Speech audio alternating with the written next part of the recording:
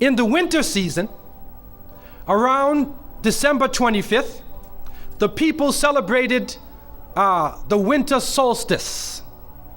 And those of you who have lived in the north, I'm coming from Toronto, Canada. There's 4 seasons, not 2 or 3 like you have here. There's 4 seasons.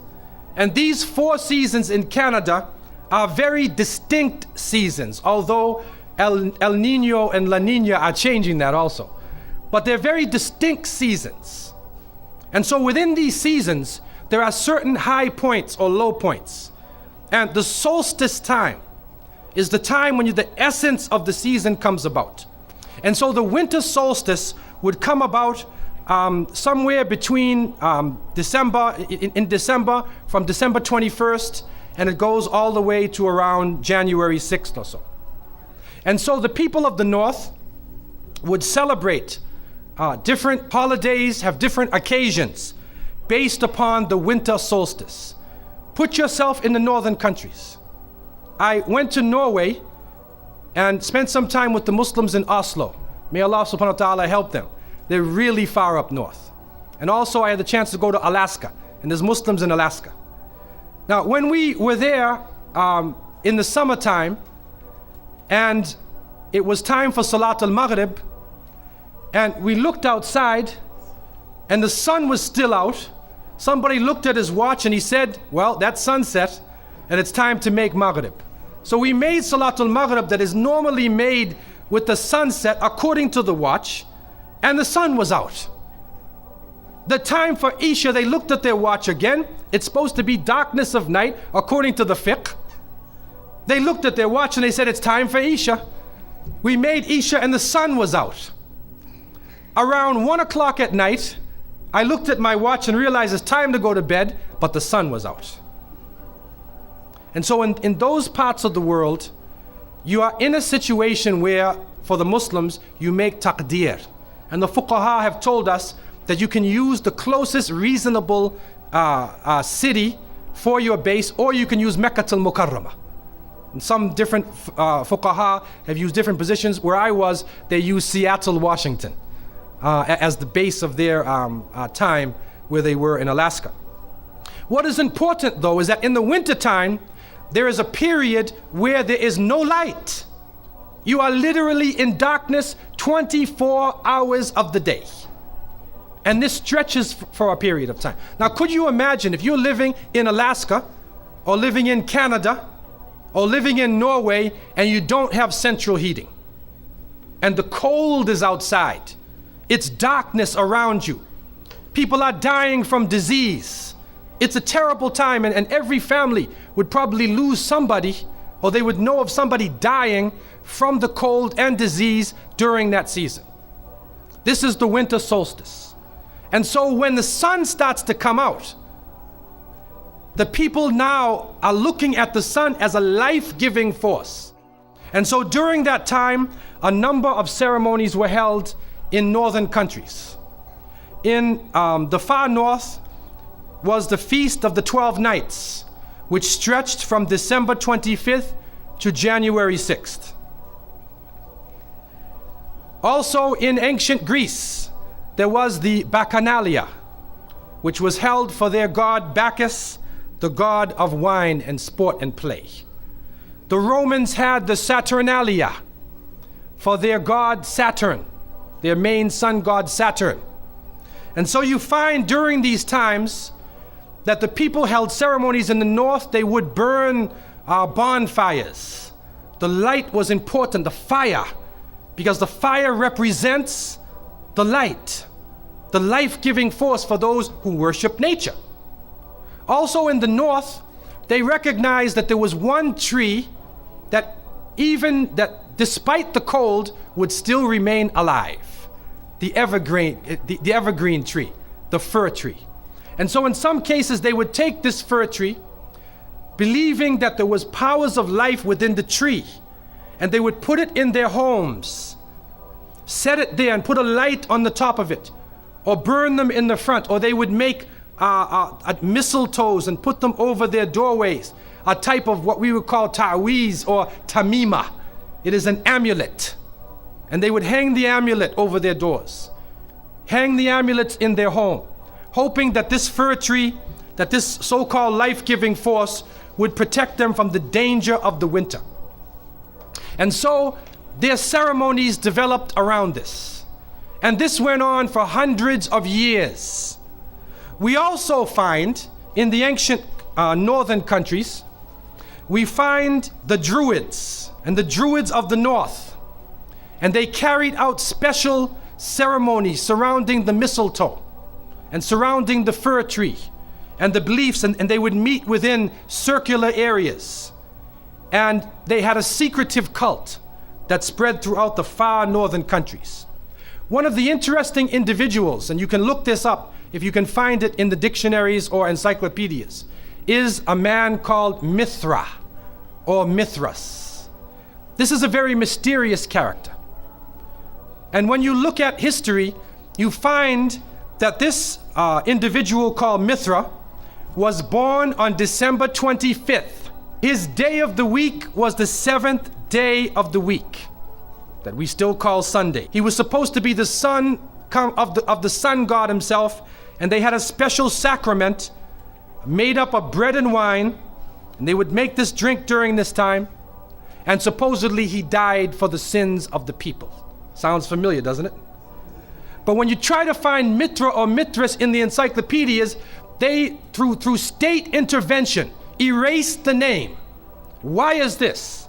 That is because after the time of Jesus, Isa alayhi salam, when his followers, when the message began to spread, and they went north, and you'll see within historical writings that Barnabas, one of his disciples, met a man named Saul or Paul, who later called himself Paul. Paul said he saw Jesus on the Damascus road. And he went to the disciples, but the disciples turned against Paul. Only Barnabas stayed with him. But when Paul and Barnabas went into Greece, Barnabas left him. Now, what is the reason why they all left him? What are the concepts coming through Paul? Many people say, well, they left him because he was Saul before and he used to torture the early followers of Isa alayhi salam. But also you can see, and if you look at present day Christianity, that most of the concepts of the Trinity, of the blood sacrifice, the original sin, and most of the concepts which relate to more than one God are coming through Paul. The preachers are quoting Paul sometime more than Jesus during their sermons. And so Barnabas left Paul. And somewhere in the early days, in Rome or Greece, somewhere in that area, those missionaries who were teaching the teachings of Jesus, Isa alayhi salam, met with this force coming from the north.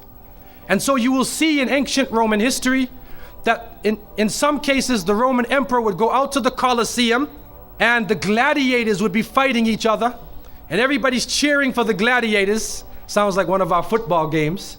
They would go to the Colosseum, right? And the gladiators would fight. And then if one of the gladiators was down, and they would look at the emperor, should I kill him or not? And if he wanted to kill him, he would say, he would go like that. Right? You know, that sign down. If he said keep him alive, he goes like this. You know how we use it today? Yes. Okay? He gives that sign. Okay? One of the terrible things happening during these rituals at the Colosseum is that they would bring the Christians out, literally men, women, and children, and feed them to hungry animals. They would take a hyena or a wolf or a lion and get it hungry and crazy and beat it and throw raw meat at it and then send it out on the people, and they would literally cheer and watch as the animal ripped the bodies apart. This is a terrible culture. Tear the bodies apart. And so somewhere along the line, somebody who couldn't take the torture, who felt that maybe we can win these people over, made a compromise. And you start to see changes going on from the early part of the Christian era in Southern Europe, where the major ceremonies held by the nature worshiping people are combined with Christian names and Christian ceremonies, and therefore what comes forth to us is a mixture with the two streams coming together, where you get a monotheistic name or a monotheistic character with a pagan ceremony. And so the mixture of this together is what is giving us the present day holidays that we see. Number one, we understand that Isa alayhi salam, according to the different reports of the different scholars in many religions, he was not born in the cold weather. History shows us that he was born during the warm weather. Even in the Christian traditions, they have the belief that the shepherds were tending their flocks outside. And in Palestine, you cannot keep your flocks outside. In the wintertime, in the evening, you bring them in because it's cool at night. And so it was the warm weather.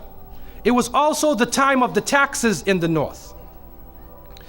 In the story coming in the Quran, when we see the mention in chapter 19 in verses 24 to 25, and we see the mention of the story of Mary, because it is the belief of the Muslims that Maryam, may Allah be pleased with her, was a virgin, and she had dedicated her life to the worship of one God, prayer and fasting, and by the power of Allah, that the Creator breathed His Spirit into her, and she conceived Jesus. He said, be, and it is. She conceived Jesus, Isa alayhi salam, without a father, without a man. That is a belief of Islam. It is also a belief that when she felt the pain of the pregnancy, that the angel came to her and told her to go outside of the city. She went outside of the city to a remote area, and there she found a palm tree, and she found water. And it was speaking about rutub, janniya. It was speaking about a type of rutub, or a type of dates. And those who know, who have lived in the desert area, know that when the dates become ripe, when you start to see the color of the dates change, because dates are not brown, you know. Dates are originally red and they're yellow, they're other colors, but they turn the brown. It's at the height of the heat that the dates become ripe. And so it's at that time that she gave birth to Isa alayhi salam. So from different points of view, different historical points of view and different religions, we understand that Isa alayhi salam was not born during the winter season. He was born in the warm weather. So who was it that was born in the winter season? What is that? Who is that character now? Let us become detectives and try to find out the answer to this problem. Number one, you have to understand this concept of Saturn, the concept of Bacchus. When they are portrayed by the different artists who drew pictures of them, or the sculptures, they're usually portrayed as a heavy-set man with a white beard. And when in the Sistine Chapel, Michelangelo drew his picture, you could see the long flowing beard, and there are actually pictures of this man on a sled being drawn by snakes with wings. Snakes with wings. Snakes do not normally fly. But in this case, the snakes have wings, and the heavy-set man is on his sled being drawn by these flying animals. Sound familiar to you now, doesn't it? He's being drawn by the flying animals. He's performing miracles. He's coming out on December 25th, which is not the birthday of Isa alayhi salam, has nothing to do with Christianity. It is the time of the Bacchanalia and the Saturnalia. And he is representing riotous fun, drunken revelry. And so what happens on Christmas, the Christmas season, especially in America? People today are not even thinking about Isa alayhi salam. They're not even thinking about Jesus. They're looking how they can get drunk.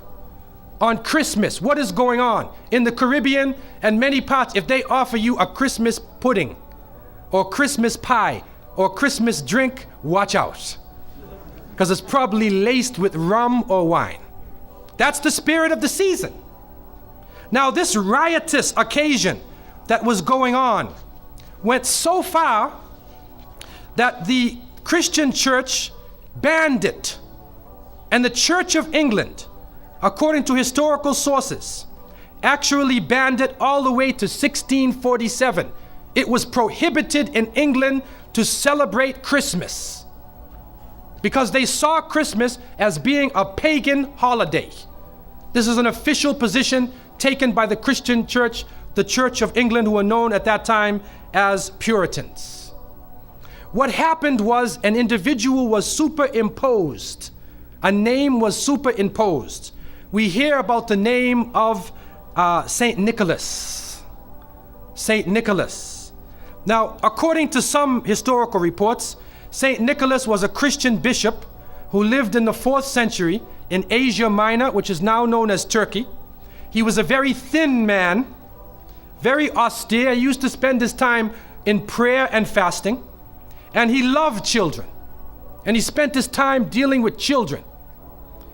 And because of this now, his name, some believe, was imposed upon that day, and Saint Nicholas or Saint Nick comes into that position as being the main man of the day. There's another concept which is even deeper than that, and that is that Saint Nicholas himself is actually coming from the ancient writings of Beowulf.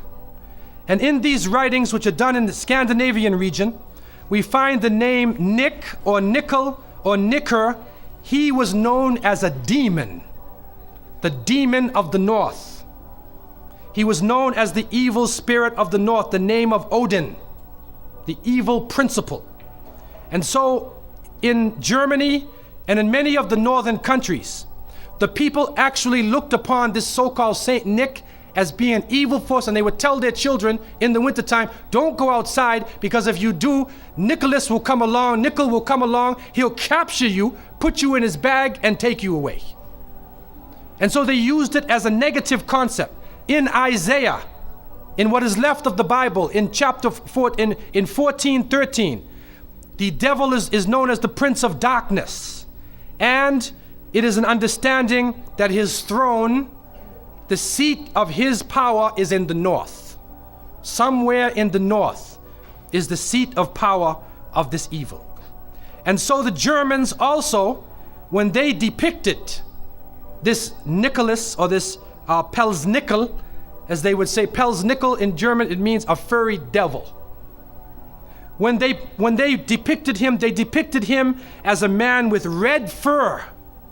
He had red fur coat, and his base was in the north, and he was the essence of evil. And the Church of England till 1647 took the position that this celebration could not go on. So what we are actually seeing is that the Christmas occasion was actually the time of evil.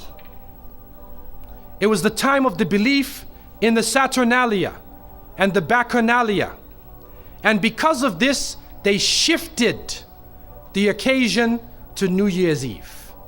They shifted all of their feelings and their merriment and their evil to New Year's Eve. Now, before we go to that, looking back at Christmas, what is happening now in Christmas season? I don't know what goes on in Miami, but in the northern cities, on Christmas occasion, they put lights around and Santa Claus parades. Do you have a Santa Claus parade here? They have Santa Claus parades, and St. Nicholas is outside, and he's in the streets, and everybody's talking about St. Nicholas, and the poor children are taught that St. Nicholas is going to come down your chimney. Most people don't have chimneys in Miami anyway, but a 350-pound man is going to come down your chimney and bring you presents and keep his clothes white and red, and go to all of the homes in the area and put presents in your stockings and put presents under your tree, and then fly back out into space.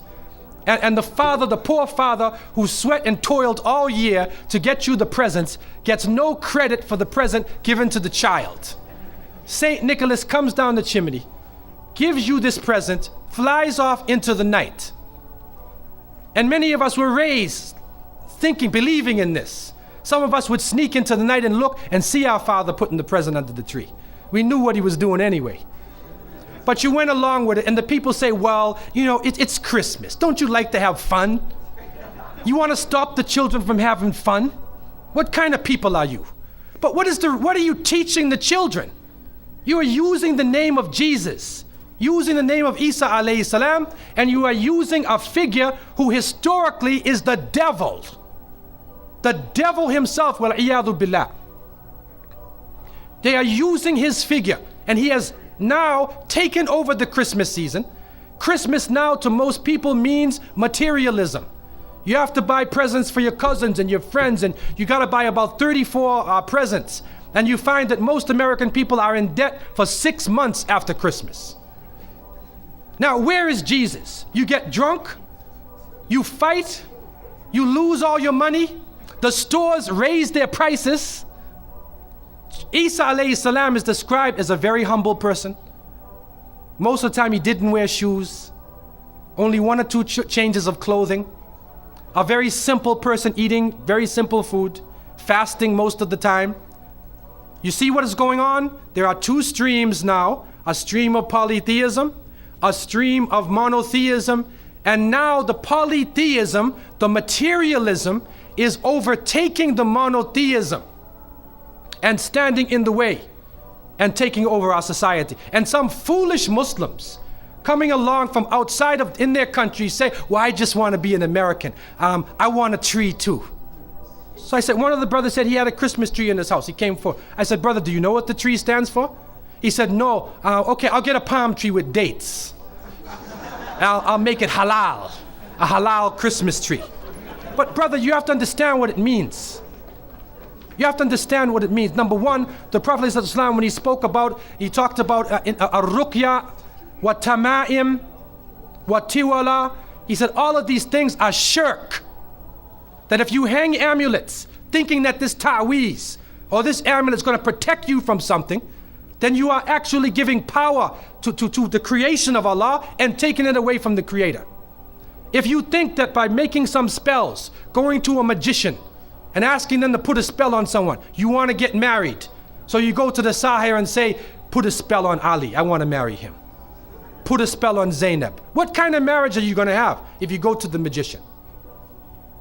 And so the Prophet, peace be upon him, named all of these things, the superstitions, the amulets, all of these type of things are the other stream which goes away from monotheism, from the belief in one God, and takes you into another religion.